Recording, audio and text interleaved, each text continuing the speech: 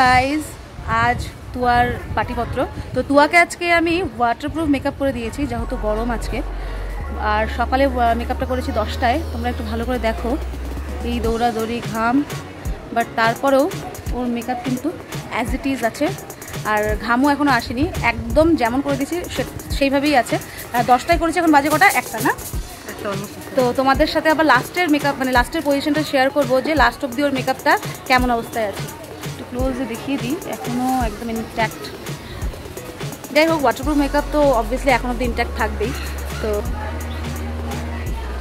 So guys, এখন তোমরা দেখছো মানে সব মেকআপ শাড়িটারি খুলে দিয়েছি। আর রাত হচ্ছে এখন দেখি, এখন বাজছে 9:59। দেখো মেকআপটা একদম কিছু হয়নি, একদম ইনট্যাক্ট। এই পোর্শনটার ঘাম হয়েছে, বাট ওকে আমি বলে দিয়েছিলাম যে যতই ঘাম হোক রাব করবি না, জাস্ট ফ্যানে গিয়ে একটু ড্রাই করে নিবি, তো তাই করেছে। তো দেখো একদম মেকআপটা ইনট্যাক্ট।